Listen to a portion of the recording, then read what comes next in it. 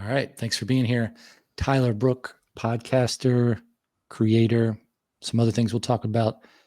How did you go, how long did it take from when you decided to do a podcast or started thinking about doing a podcast to when you were actually doing it? There's a funny story about that. Here's the essentially Cliff Note version of that. I was working at a grocery store, greatly underappreciated. They keep saying teamwork makes the dream work, yada, yada, yada, but there was no real teamwork. So, God let go of that. I figured, why not start a podcast that could make some money?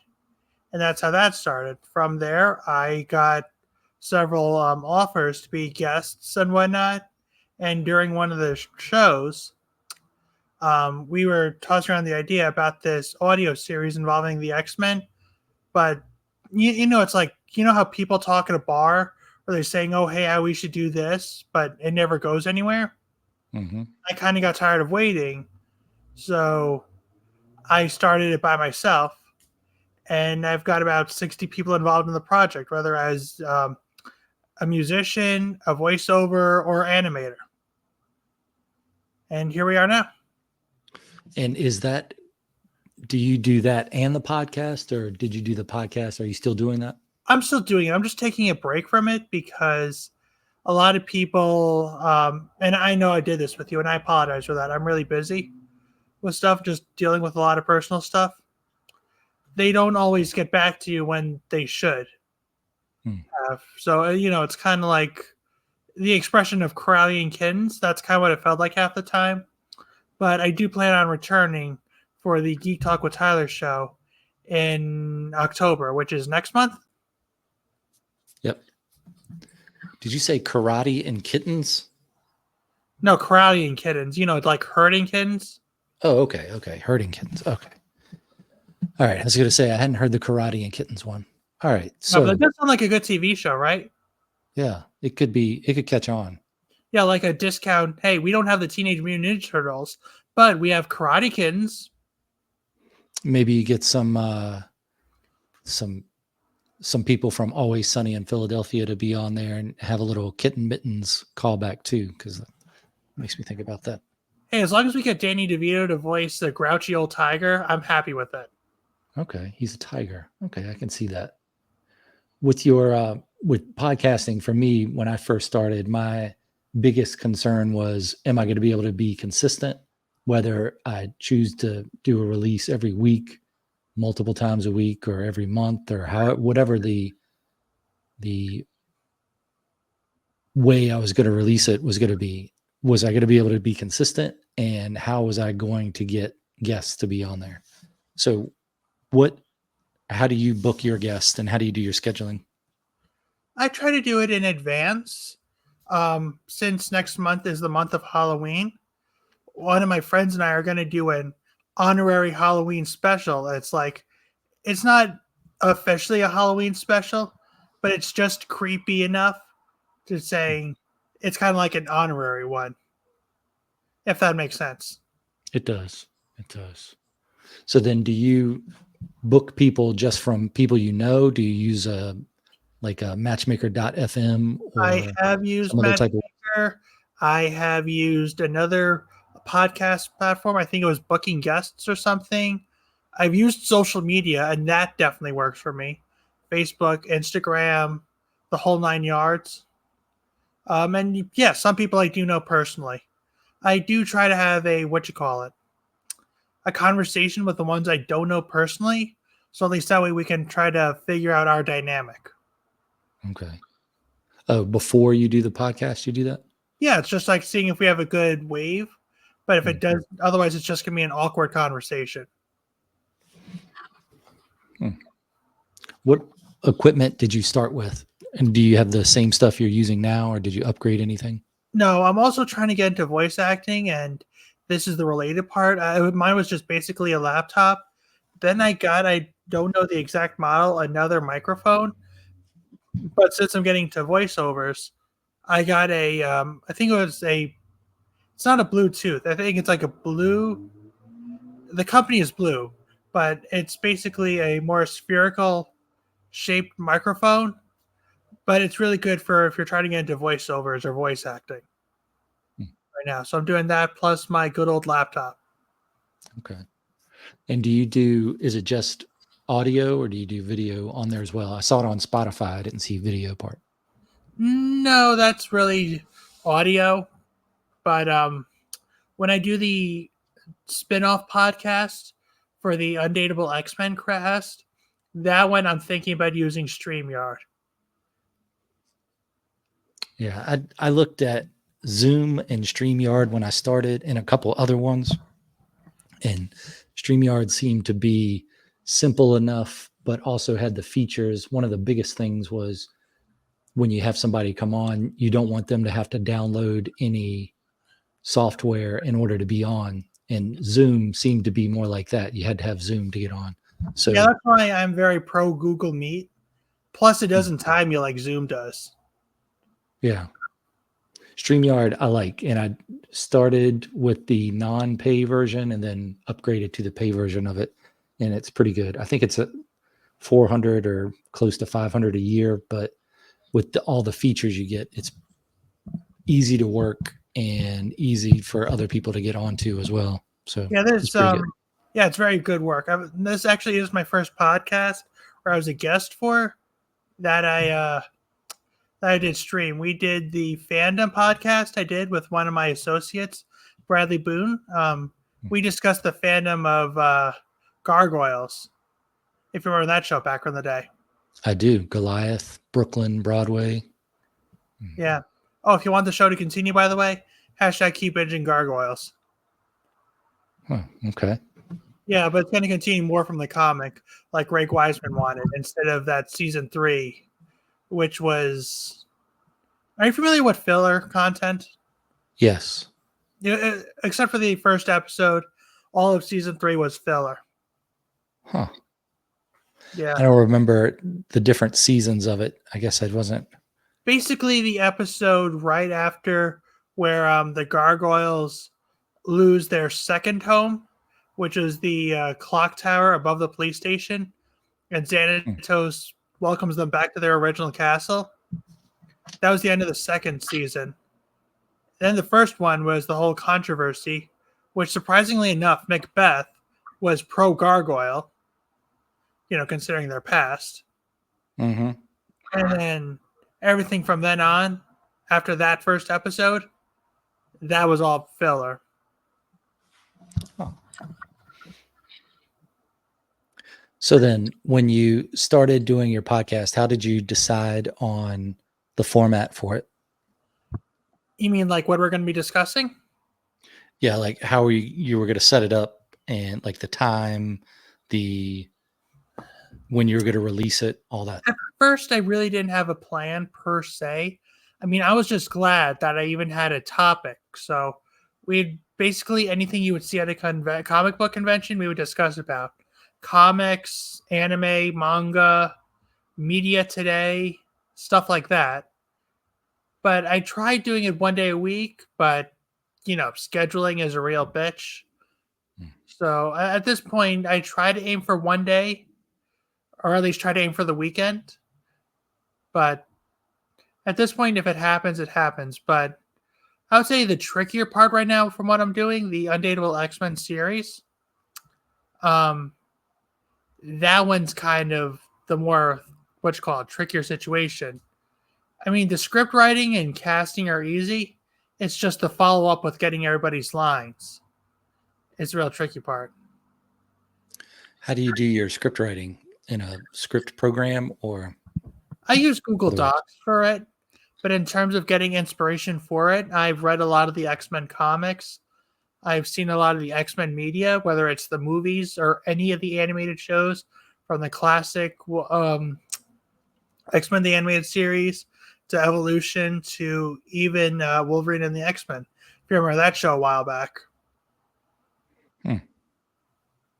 So then do you format out a script and then send it to the actors, or what's your process for getting that show together? Are you familiar with how Google Doc works? I am. Okay, so I would basically give them the two options. I would ask them, would you prefer if I give you the line, depending on how many lines you have? Or would you rather me send you the script so you understand the context of the lines themselves? I've had both, and a lot of people do prefer the Google Doc answer because a lot of people I have recruited are actors that want to branch out into voiceover. And the Google Doc is just like a shared drive where you can put a thing in and they can read it from there. Yeah. There's also the setting if you want to be a commenter or editor, but since they're the actors, I just leave them as viewer to make it easier for all of us. So do y'all get together and record it at the same time, or do you just do the lines and then I would absolutely love for all of us to get together, but I've recruited people from different parts of the country and extension world. I have 5 people I want to say that are not in the States. I got a guy from Canada, another guy from China, a guy who's trying out in the UK, a woman who donated several of her songs. You may be familiar with her work. She Syncremental. Have you heard of it? I haven't. All right, no worries. And we got a girl from the Philippines. But other than those 5, pretty much everybody else is in the country. And from there, I got people from New Jersey, Virginia, Michigan, Minnesota, a few Florida people, a handful of Californians. It's just a lot of people that I need to talk to.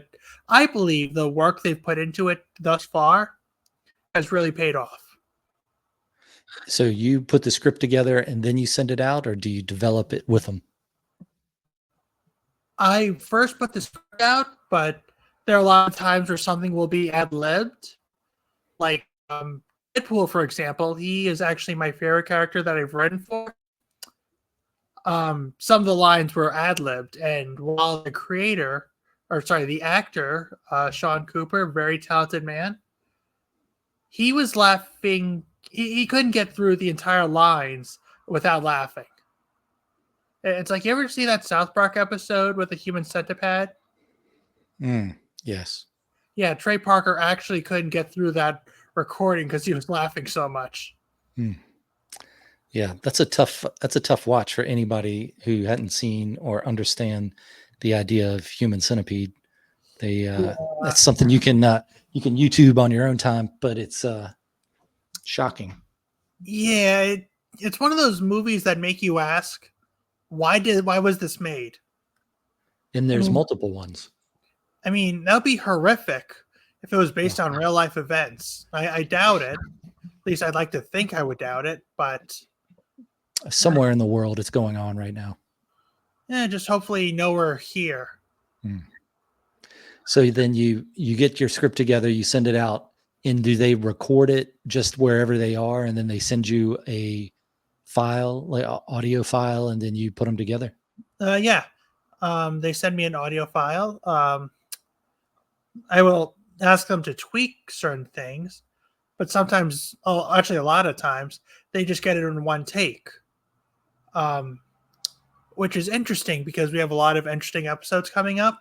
Like one of the ones in season 2, 5 of the X-Men swap bodies, but we're going Freaky Friday rules where you keep the host's voice. Okay. If that makes sense. Yeah. Which is the one thing I'll never understand about body swapping episodes. It's like when you swap bodies, you still keep your own voice. Did your larynx somehow move with you? Like, how? Maybe it's a matrix situation where instead of your virtual self-image, you have a virtual self-voice. I can see that. It's how the matrix is written. Yeah, just to keep things straight. But basically the tricky part about that is that a lot of the X-Men have accents and dialects. So when they swap bodies, the people that are now voicing them have to learn different languages. Like Nightcrawler is in body, so now Rogue's going to be talking with a German accent. Nice. That's good. There's sometimes I can recall a few movies where it has a situation where somebody is playing a part where they switch with someone else, and if it's really believable, it's good. They really pull it off, and you can see how it does make a difference if you have a good actor or somebody that's taking the part seriously. You mean like the hot chick with Rob Schneider? I was thinking specifically about the one. It's an older movie with Jimmy Spitz, and it has the lady that's in Animal Kingdom that plays the mom character in Animal Kingdom. I don't know if you've seen that. It sounds TV, familiar. but it's probably in the 80s, and it's I'll have to think about what the name of the movie is, but really sells that lady is a guy in a lady's body. It really, you're like, okay, I'm believing this. She's got it down. And then there's some other ones. I haven't seen the Rob Schneider one. Let's just say it was definitely funny in the 90s, and if you like 90s style humor, you'll still enjoy it today. Yeah. Which, speaking of, I would say my favorite body swap in that episode is when Wolverine enters Jubilee's body. Because, you get the short little girl, now she's trying to sound all gruff and tough, like a several 100-year-old Canadian person. And is the X-Men parody, is that a video or just audio? That's an audio because legal rights, but it is funny you mentioned that. We are working on some other audio series, but we are also working on a couple of upcoming animated series that I spoke to comic creators, authors who want to get their books more recognized. Mm-hmm. So we're in the works for that right now. Is it something you can use with AI to where it will do the picture for you, or is AI not gotten to that point? Enable AI. I mean, that's how the machines take over, man. I mean, who's to say we're not already machines? Think about that sometime. I'm thinking about it right now. I'm sitting in the dark. Yeah. That the reason for life is to experience emotion, and that's why we're here in this reality or simulation, if you want to call it that, to experience emotion, because we're really part of a computer that doesn't understand emotion. Yeah, you just blew up my mind. Yeah. You got to sit in a dark room and think about that. Yeah, that also does sound like a high thought, though. What's that? It's like, like whenever it's like one of those things you think of when you're like stupidly stoned. Okay. A high thought. Yes. I don't know. I've never been stoned, so. If you're open to recommendations of what to watch or snack on while you're stoned, funny story about that. I started doing edibles because I had these really nasty migraines. So I felt like taking them every once in a while kind of helps with that.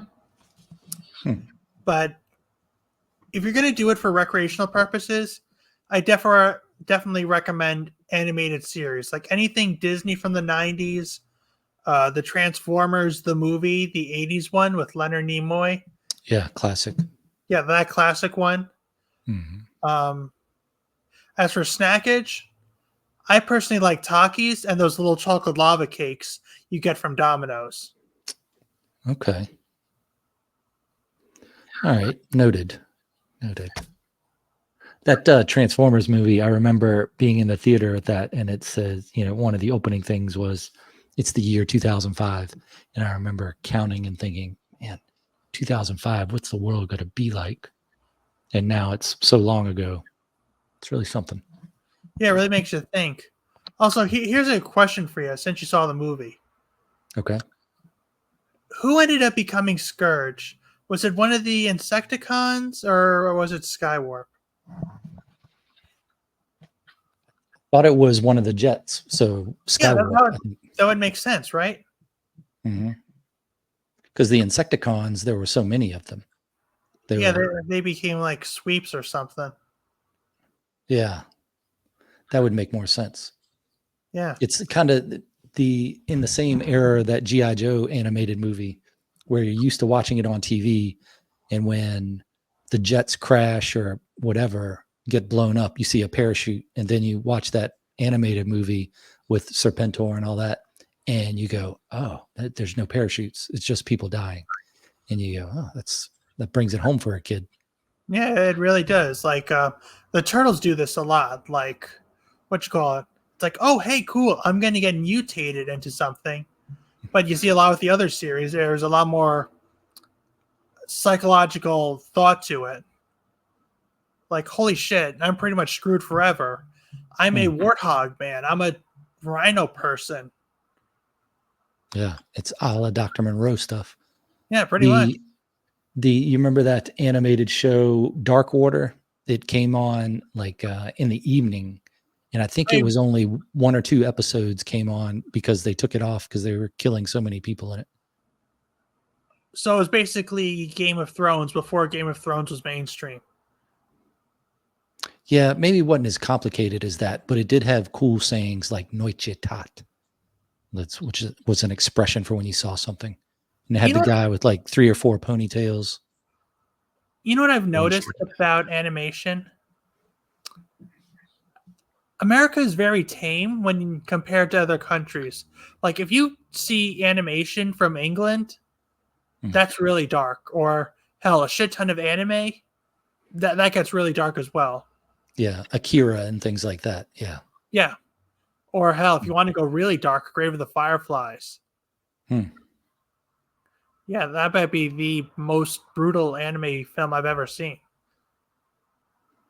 Yeah, I saw some clip on, I don't know if it was Instagram or maybe YouTube the other day that had some sort of superhero thing where there was a superhero battle and one of the superhero guys was just killing everybody else. It's like, man, this is different than what I remember. I wonder if that was like that in the 80s and we just didn't see it, or if it's just changed because you have all those people that were kids in the 80s going, that's not how that would actually work. These people would really be getting killed. Yeah, you know what's funny? This actually relates to one of the projects I'm working on. It's an original series. It's called Shit. And before you ask, yes, it is an anagram. It stands for Superhero Insurance Team. It's like, you saw the Avengers movie, right? Which one? The original one, the first one. I think so. When they were in the space station. The one where they were in New York. Yeah. Okay. Yeah, it's like, you know how that city was like damaged afterwards? Yes. Here's a question that never gets answered in comics. Who the hell pays for that stuff? Okay, say you parked your car because you're getting some donuts or something, and then next thing you know, Superman grabs it and just beats the shit out of Darkseid with your car. Now, is there some sort of processing for him? It's like, okay, now who's the superhero in question that damaged your car? Superman. How is the car damaged? Beaten by Darkseid. Is there any pieces of your car left? No. Do you have proof? Video surveillance.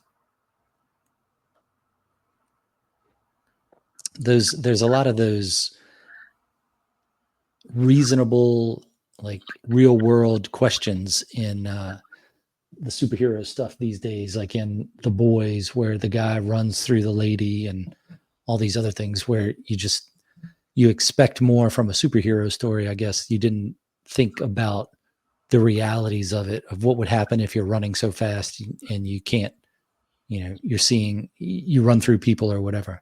That's what kind of ruined it for me with, I think it was maybe whatever the series is with Thor and all that, when they opened up the time or the interdimensional window, and then the things came through New York and started destroying everything. Like, what do you do after that? That was the first Avengers movie. Okay. So what do you do after that? What are you going to do for the next movie? It can't go back to normal anymore. You've amped things up so much. Yeah, Marvel kind of put themselves into a corner after Endgame. Now it's Hmm. just all multiverse bullshit. Yeah, I can see the point of the multiverse versus you're messing up the world. Yeah, it's just a new way to bring in more money. I mean, new characters. Hmm. So I mean, I get it. I mean, multiverse theory's been a thing since at the very least the early 1900s, but it's become popularized by comics up to the point where it's actually just another trope. Yeah, well, that movie, Everything, Everywhere, All at Once, something like that. Sounds right. Yeah, that's an interesting view of things. It's if there's infinite possibilities, that's pretty amazing. But that's what you would expect if we were all inside of a quantum computer or something even more advanced than that, that's playing out every scenario. Yeah, Turtles actually did a nice job with it back in the early 2000s. I think that one of their shredders went all the way to the original comic universe, like when it's all black and white and nitty gritty. His Hmm. plan was to destroy those turtles, so every other subsequent turtle would therefore fall. Didn't Jet Li have a movie about that? Maybe it was called The One or something, where one became aware that there were a multiverse and they went through killing he went through killing himself in each universe, so he got stronger and stronger. Was that Jet Li? I'm not sure, but I do know South Park did a hilarious special. It was called Into the Pandaverse. It was just basically making fun of Disney's changes to make everything woke and Yeah. Kathleen Kennedy ruining every movie by quote unquote put a chick in it, make it gay and lame. Yeah. Yeah, I remember that. Yeah, and the universe Cartman goes to is full of women of color. Like the Cartman from that universe was a big black woman. It was just the way it was executed was hilarious. Wow, maybe I've just seen clips of that then. I might not have seen the whole show. Yeah, but the one they did recently, it was the obesity pandemic or something. Cartman wants to lose weight, but the reason as to why he wants to lose weight is hilarious. It's not a health thing, it's just a so he can never be made fun of again thing. Oh, so some positive peer pressure, maybe, depending on your Kind of. perspective. It was kind of like a you're not allowed to body shame me anymore, so I have a golden ticket. Hmm. So then, when you're putting together a voice acting profile or portfolio, what are people looking for? What are you looking for when you're trying to get someone? What are you looking for when you're trying to get a job? Well, I try to put I'm actually wrapping on my demo, but I've always tried to put my best foot forward when it comes to these things. Like have you seen The Hobbit or Guardians of the Galaxy? Yes. Okay, Benedict Cumberbatch, to get more in character, he actually went to a reptile house for Smog, and and Bradley Cooper, who did Rocket Raccoon, went to a raccoon sanctuary for the same reason. And I find it that actually going to a zoo, or multiple zoos actually, really helps because you develop animalistic characters. Huh. So I Okay. mean, it's not just making a sound. Like, you know who Rob Paulson is? I've heard the name. He was the original Raphael in Teenage Mutant Ninja Turtles, Okay. Donatello in the 2012 series, Yakko and Dr. Scratch and Sniff in Animaniacs, Pinky and Pinky and the Brain, Mm. just Okay. so many other characters, just to name a few. Okay. But I actually met him in New York, and he told me that voice acting, and I apologize if this comes off as dirty, is essentially little v, big A. So in short, it's more emphasis on the acting than the voice, which is something you can really tell between actors who became voice actors, like Mark Hamill and his interpretation of the Joker, the people like Aquafina who sound the exact same for every voiceover they've done. Okay. Yeah, there's some actors like that where they just play themselves in every movie and it's the same person. And as a fan, it kind of gets old after a while. It's like, I mean, good for you for getting another role and another paycheck, but it really doesn't feel like you're appreciating the art. So what does it take to get into the voice acting profession? Well, I would recommend doing classes. I've actually done a couple via Bloomvox Studios. Steve Bloom, very prolific voice actor. He brings in guests that he's worked with. Tom Kenny, Rob Paulson, Richard Horvitz, just to name a few. And I've actually had one with Funimation's very own Barry Yandel. They did give me a lot of good tips, so I would definitely... Creating characters is no different than writing a book or anything else. It's definitely one of those you got to be in the moment situations, and definitely look for any form of inspiration, like A lot of the characters I've developed, I've noticed from people in real life. Like, here's a situation you may find funny. I'll let you be the judge of that. Okay. I work at Home Depot to pay the bills until this takes off. And I have this Hispanic teenager. He's putting the phone to my face. I didn't want to racially profile him because, that's a no-no. So I thought he was just messing with me. I'm like, I'm sorry, sir. I can't see this, or I don't know what this is. Can you tell me what you're looking for? And then he says, I know English. And I'm like, yes, I know English too, but what are you looking for? And then this Abbott Costello bit goes on for a bit, and I'm like, he doesn't speak English. I don't know why he just didn't say no hablo inglés, but whatever. So what was on the phone? I think it was a hardware device or something. I'm honestly not even sure. I don't remember. So he's showing you the phone to look at the picture of what he's looking for? Yeah, but I had no idea what it was. Okay. Like, I don't think it was something we actually sold in the store.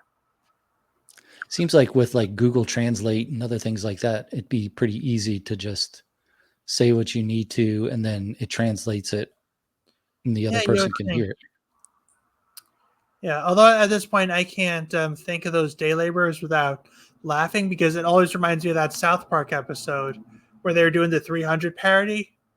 And it starts off with the four boys going to, I want to say, Lowe's or something. And they're asking them to read The Old Man and the Sea by this weekend, because Mrs. Garrison forced them to do it because she's having bad luck in the dating scene, and she's taking it out on all the kids. I don't know if I've seen that one. It was an homage to 300. Okay. It was back when Mr. Garrison was Mrs. Garrison. She now is a lesbian, and visits a lesbian bar who she calls Lesbos, but it's actually pronounced LeBeau. Oh, okay. Yeah, I think it was a good name for a lesbian bar. Yeah, kind of obvious, but it works.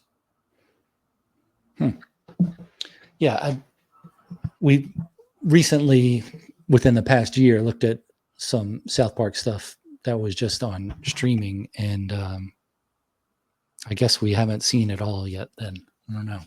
Yeah, heads up, if you're using Max, you're not going to see every episode because they got rid of 5 of them because of Muhammad. Huh. That must have been what we were watching on, because there were seasons that seemed like they were much shorter or just had a few episodes than others. Yeah, and it was really upsetting because there were some good episodes. It was the original Justice Friends parody where you get all the religious figures acting like that. Remember that 60s show, the Super Best Friends or whatever? Okay. kind of an homage to that.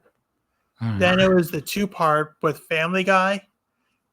They're making fun of Family Guy because they could. Then the last 2-parter was with all the celebrities suing South Park because at one point or another they've made fun of them. Huh. Yeah, I guess I haven't seen all those. Yeah, and don't expect to unless you plan on owning the DVD or pirating. What's a DVD? The Exactly. So then getting into the voice acting realm, how do you find jobs or places to apply? A lot of social media stuff. It's a lot of networking. As for applying, um, I would try. I know it sounds cliche, but Google might help. I mean, granted, you may have to move for like a quality thing, but the great thing about modern technology is that a lot of the voiceovers can be done remotely. Hmm. I guess they have voiceover. I guess they have agents that deal with anybody, just like any other actor for voiceovers. They do say an agent helps. It's what you call it, but I personally haven't used one yet. But you definitely do need a demo reel first, just to show the viewer what you're capable of. And is your demo reel just all audio, or do you do a video one with pictures and like a storyboard of characters? Well, since it's my voice, I do plan on it being audio. But if I was like acting, then it would be visual. Okay. I wonder if I think if I were a person hiring voice actors and someone sent in a I guess you'd call it a portfolio, and it had different audio files of different voices, but also had some sort of description or pictures of what the person was envisioning. I don't know if you need to do your own character, if you're just doing other voices or whatever, just to show range. I'm not sure how I it would look. actually did find that answer. If you're trying to go for an impersonation, then don't bother because you would have to do that impersonation like spot on in order to get the job. So you'd Hmm. basically have to create your own character for a demo reel. Okay. But if they like it and think, hey, you'd be a good Batman, you would be a good Bugs Bunny, you would be a good next Winnie the Pooh when Jim Cummings, God forbid, passes on. Stuff like that. Hmm. Do you also have you looked into doing voice work for like Audible or reading books? I want to make sure I get the demo solidified. I mean, it's kind of like walking into a job what's called a hiring. I can't English today. It's Hmm. like walking into a company that's hiring without having a resume. Yeah, I wonder how much voiceover acting goes into audiobooks. And do they have audiobooks for comic books? It wouldn't surprise me. I did see that Andy Serkis, if you're familiar, um, is narrating the Silmarillion on Audible. Hmm. Okay.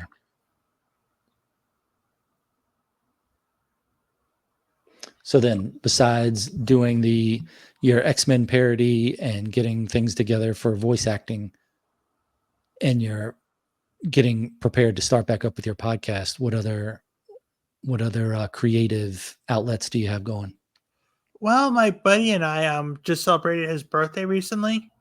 He told me he wants to do a rap series, but it's basically how it's more of a documentary than anything else on how rap has decreased in value, like or at least the quality of it. So I'm doing that right now with him. Quality is in like Is it mumble like how rap versus old school rap, or yeah, like how the old school rap and hip hop, what you call it, really was better than what you call it than the modern stuff. It's like how a lot of the reboots that exist pale in comparison to the original cartoon counterpart. Okay. What's the best way for people to follow your work? I am currently on Facebook. I'm on Instagram, Snapchat if you have it. I have LinkedIn, but I rarely use that. But if you want to shoot me an email about wanting to be a voiceover or you want to do a quick collaborate session, that's Tyler Brooke, BROOKE 111 at gmail.com. All right, cool. All those, I'll get the Instagram and Facebook one from you. I think I have a YouTube link in the show notes already, but I'll add those other ones. Please and thank you. Any thoughts in closing or things you wanted to talk about that we didn't? Yes. There's a lot of things I wanted to talk about.